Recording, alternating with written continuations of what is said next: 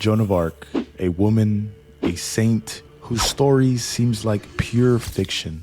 Visions, war, trial.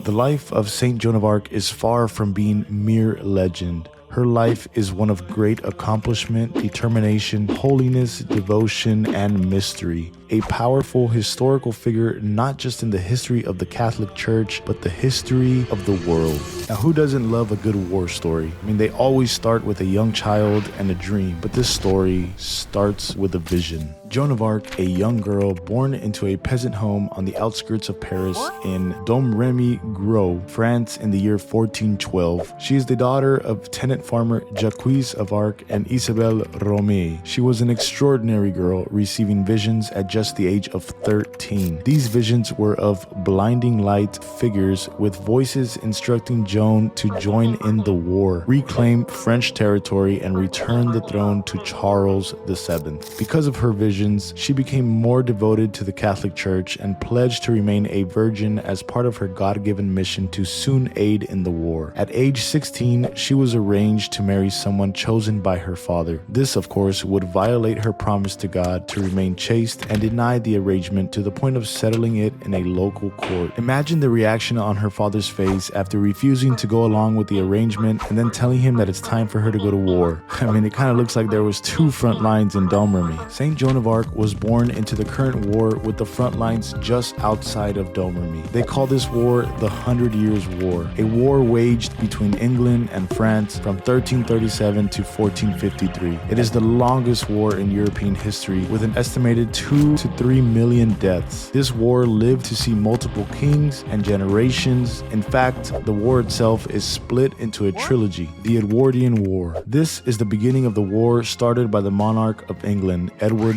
III, who claimed to be the rightful ruler of both England and France because of French origin within the family. While the French and the English technically had already been at each other's throats for decades, this was the point where it erupted into war, the Caroline War. The second phase of the war, at this time, King Charles V, who reigned over France at the time, was successful in reconquering the land that was lost to the English. The Lancastrian War. After the death of King Charles V, France started to fall once again, which allowed King Henry V from the House of Lancaster to take control of the war. The ruler of France, King Charles VI, was merely an obstacle for the English. Due to psychotic episodes and what was believed to be schizophrenia, much of his failure led to the throne of France being taken. You're probably wondering, why is there a gap in the war? What's up with that? I mean, think about it. Do you fight with your family year-round, or do you wait till the holidays? That's a poor analogy, and I'm sorry if you actually got something out of that. But speaking of family drama, before the death of King Charles VI, he disinherited his son Charles VII and legitimized Henry V as King of France in 1420. Scholars believe this was because of a great decline in his ability to think sanely. But if he was crazy for his manic episodes, what is so different about Joan of Arc? A young girl hearing voices for years, seeing bright figures, telling her she has to go save her country and take back the throne. Like, which Marvel movie is this? It's not really wrong to say someone might be crazy if they are hearing voices. I mean, if you think about it, you're a war general on the losing side of a century-long war. The last thing you want is an 11th grade schoolgirl telling you that God sent her to you to win the war. I mean, it's kind of crazy. Your first thought would probably be to kick that iPad kid out of your face immediately for the waste of time they just brought into your life, bro. Like, come on. It is said that after first experiencing visions, Joan of Arc rarely played with anyone or was out on the streets with friends dancing. Rather, she gladly worked with her father, took care of the animals, and substituted her playtime by going to church. She tells us, I heard the voice on my right in the direction of the church, the little church of Saint Romain near my house. Rarely do I hear it without a light. This light comes from the same side as voice. It seemed to me a worthy voice, and I believed it was sent to me by God. After I heard this voice the third time, I knew that it was a voice of an angel. It taught me to be good, to go regularly to church. It told me that I should come into France. The voice told me 2 or 3 times a week that I must go away and that I must come to France. It told me that I should raise a siege laid to the city of Orleans. The voice told me also that I should go to Robert de Baudricourt at the town of Vaucouleurs, who was the commander of the town, and he would provide people to go with me. And I replied that I was a poor girl who knew neither how to ride nor lead in war.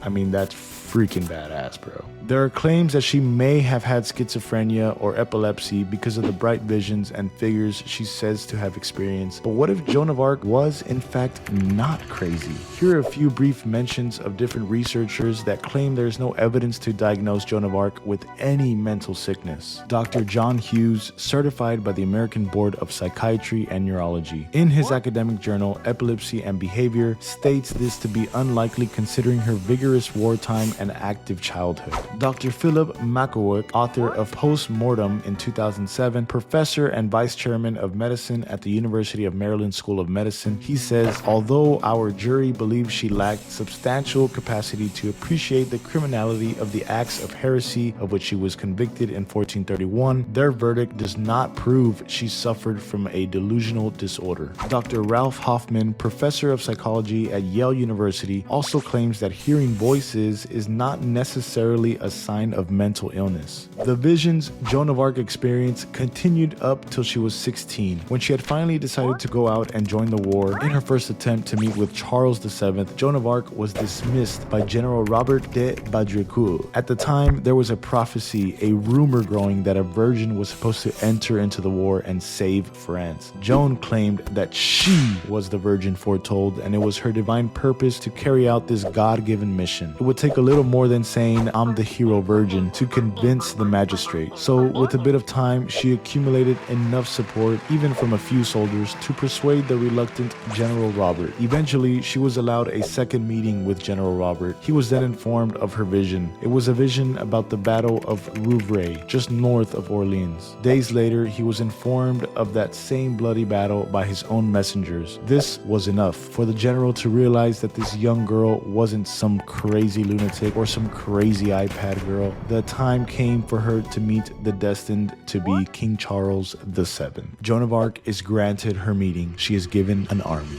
Much isn't said about what was discussed exactly behind those doors. However, it's very important to note that the reason Charles VII was not king was because of his own father's mental illness. The last thing he wants is his army to be led by another mentally ill person, and for those times, especially not a woman. It is very logical to believe that Joan of Arc spoke very clearly about her mission. She could have only walked out of that room with the request granted to lead a small army if she had not shown exceptional mental stability. It's a piece of information that is often overlooked when historians challenge her sanity. If anyone was going to turn the tide of war and reclaim Charles VII's spot on the throne, it was this young girl. It was 1429. Charles VII agreed to lend a portion of his army to Joan. He even threw in some armor for her to use. In addition to her promise to remain to a virgin and pledge to carry out the mission, Joan remained humble and wore her new armor over peasant clothes, something a little odd for a war leader.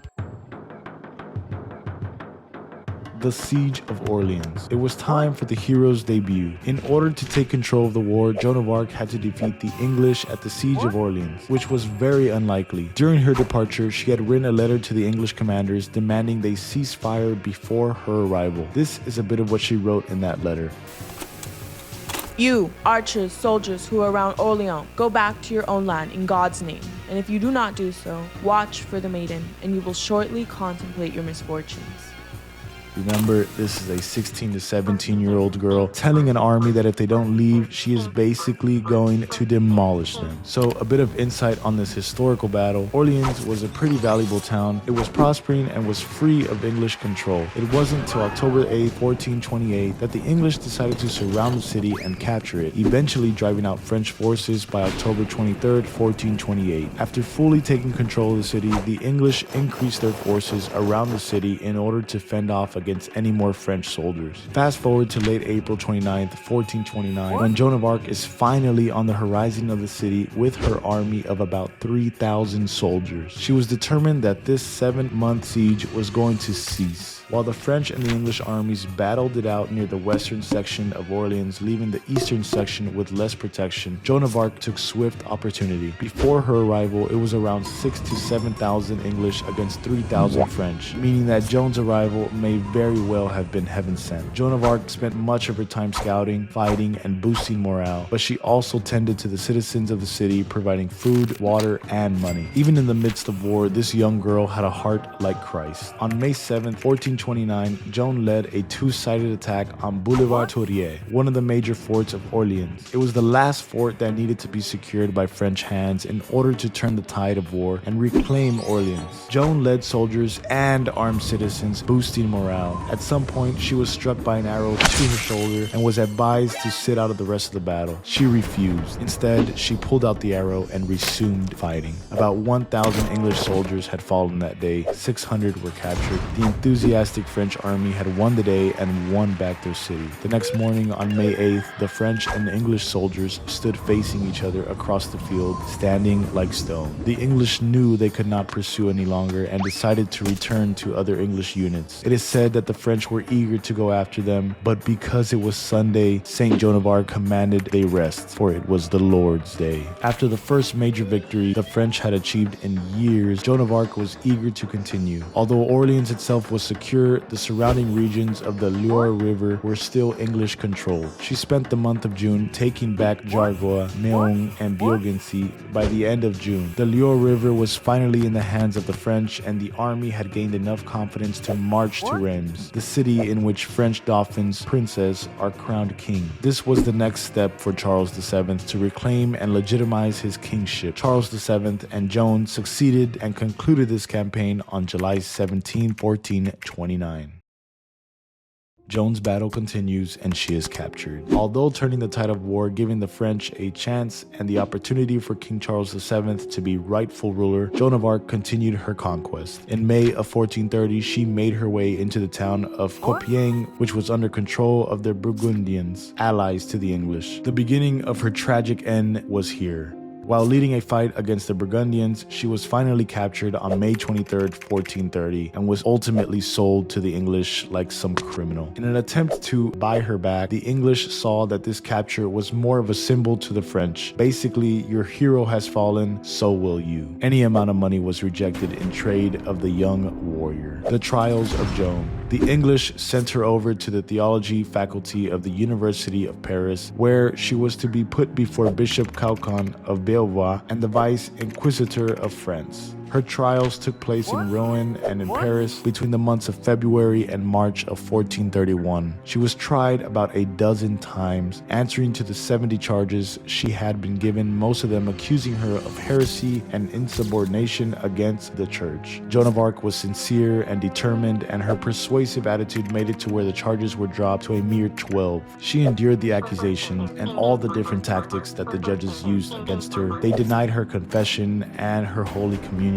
eventually stating that if she would not submit to the church, they would hand her over to secular officials, where they would have the power to end her life. On May 24th, 1431, after a sermon that was basically just about bashing King Charles VII, the authorities pronounced that Joan of Arc would be handed over to the secular authorities, no longer the theologians. This news frightened her to the point of abjuration, basically saying that she submits to the church and that her visions and voices from heaven are not inspired by God. So she was then sentenced to life in prison instead of death, and was ordered to stop wearing men's clothes and dress like a woman. But being the stubborn girl she was, Joan of Arc was found wearing male attire a few days after, as she found it as a symbol towards her leadership and role in the war rather than a sex symbol like we see nowadays. She claimed to have done this of her own will and was persuaded by the voices of Saint Catherine of Alexandria and Saint Margaret of Antioch. The authorities were fuming. She had condemned herself as a heretic a final time, and her abjuration was dismissed. She was now put in the control of secular power. Her hour was at hand.